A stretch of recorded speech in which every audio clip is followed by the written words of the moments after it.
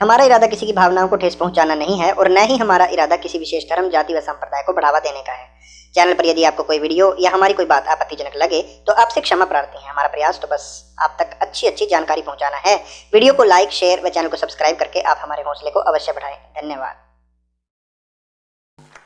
जय हिंद दोस्तों, आज हम बात करेंगे कश्मीर के बारे में। धरती का स्वर्ग कहे जाने वाले उस एक छोटे से टुकड़े के बारे में जो कभी बहुत ही खूबसूरत हुआ करता था, जहाँ की वादियों में बहुत ही शांति का अनुभव हुआ करता था। लेकिन आज वहाँ पर बंदूकों की गड़गड़ाहट सुनाई देती है, बम बारूद के शोर सुनाई देते हैं।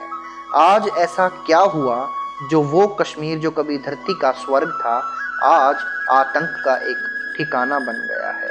ऐसा क्या कारण था? आज हम बात करेंगे उन्हीं कारणों पर, उन्हीं बातों पर जिसने कश्मीर के कई टुकड़े करवा दिए। आज हम बात करेंगे उस राजा के बारे में जिसने कश्मीर के लिए एक हसीन सपना देखा था, लेकिन कुछ बेवकूफ़ हुक्मरानों की वजह से वो सपना चूर चूर हो गया।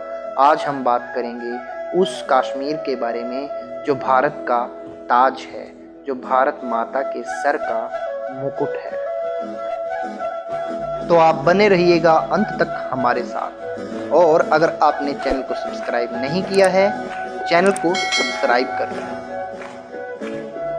आज़ाद हिंदुस्तान से पहले कश्मीर एक अलग रियासत हुआ करती थी। तब कश्मीर पर डोगरा राजपूत वंश के राजा हरि सिंह का शासन था। डोगरा राजवंश ने उस दौर में पूरी रियासत को एक करने के लिए पहले लद्दाख को जीता था, फिर 1840 में अंग्रेजों से कश्मीर छीना। तब 40 लाख की आबादी वाली इस कश्मीर रियासत की सरहदें अफगानिस्तान, रूस और चीन से लगती थी, इसीलिए इस रियासत की खास अहमियत थी। फिर 1947 में आज़ादी के बाद तब पाकिस्तान नया बना था। अब एक तरफ हिंदुस्तान था, दूसरी तरफ पाकिस्तान, और बीच में ज़मीन का ये छोटा सा टुकड़ा कश्मीर, एक आज़ाद रियासत। और यहीं से शुरू होती है दास्तान ए कश्मीर। करीब 700 साल पहले जिस गुलिस्तान को शमशुद्दीन शाह मीर ने सींचा था, उसके बाद तमाम नवाबों और राजाओं ने जिसको सजाया संवारा, जिसकी आस्तानों और फ़िज़ाओं में चिनार और गुलदार की खुशबू तैरती थी, जिसे आगे चलकर ज़मीन की जन्नत का खिताब मिला, उसी कश्मीर में आज से ठीक 70 साल पहले एक राजा की नादानी और एक हुक्मरान की मनमानी ने फ़िज़ाओं में बारूद का ऐसा जहर घोला जिसकी गंध आज भी कश्मीर में महसूस की जा सकती है। मेरा मुल्क तेरा मुल्क, मेरी ज़मीन तेरी ज़मीन, मेरे लोग तेरे लोग, इस गैर इंसानी जिद ने पहले तो एक हंसते खिलखिलाते मुल्क के दो टुकड़े कर दिए, लाखों लोगों को मजहब के नाम पर मार डाला गया, और फिर उस जन्नत को भी जहन्नुम बना दिया गया जिसके राजा ने बड़ी उम्मीदों के साथ अंग्रेज़ों से अपनी रियासत को हिंदू मुसलमान की सियासत से दूर रखने की गुजारिश की थी। मगर उनकी रियासत की सरहदों के नज़दीक बैठे मुसलमानों के लिए पाकिस्तान बनाने वाले कायदे आज़म मोहम्मद अली जिन्ना कश्मीर की इस आज़ादी के लिए तैयार नहीं थे। उनकी जिद थी कि जिस तरह गुजरात के जूनागढ़ में हिंदू आवाम की तादाद को देखते हुए उसे हिंदुस्तान में मिलाया गया, उसी तरह कश्मीर के मुसलमानों की आबादी के हिसाब से उस पर सिर्फ़ और सिर्फ पाकिस्तान का हक है। अपनी इसी ज़िद को मनवाने के लिए जिन्ना ने कश्मीर के महाराजा हरि सिंह पर दबाव बनाना शुरू कर दिया और कश्मीर को जाने वाली तमाम ज़रूरी चीज़ों की सप्लाई बंद कर दी। पाकिस्तान कश्मीर को अपने साथ मिलाने के लिए अब ताकत का इस्तेमाल करने लगा था। महाराज हरि सिंह अकेले उनका मुकाबला नहीं कर पा रहे थे।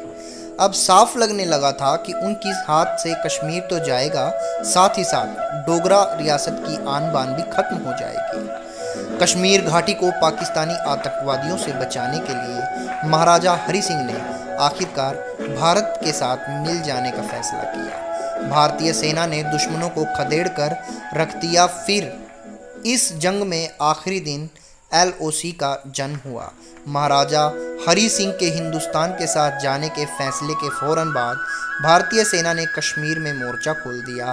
रात के अंधेरे में विमान के जरिए भारत ने सेना और हथियारों को बिना ATC के डायरेक्शन के श्रीनगर में उतार दिया।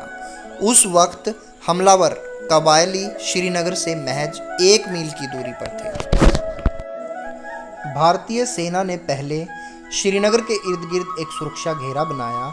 उसके बाद तो जंग की सूरत बदलते देर न लगी। जंगी सामान की कमज़ोर सप्लाई और नक्शों की कमी के बावजूद जांबाज भारतीय सैनिकों ने एक के बाद एक तमाम ठिकानों से पाकिस्तानी घुसपैठियों को खदेड़ना शुरू कर दिया। भारतीय सेना के बढ़ते कदमों की धमक ने तब तक कबालियों के दिलों पर दहशत पैदा करती थी।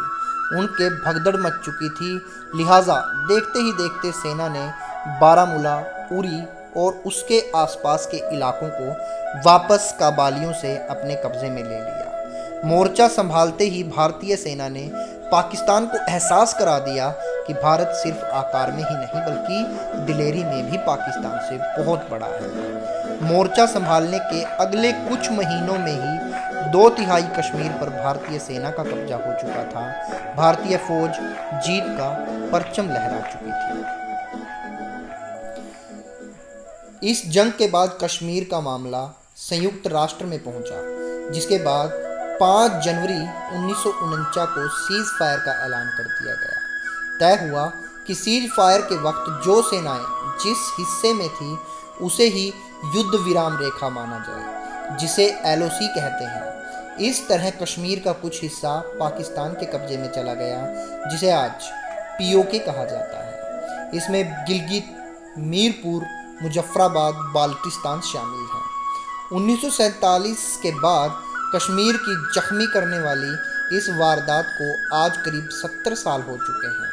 पाकिस्तान अभी भी अपनी हरकतों से बाज नहीं आ रहा है।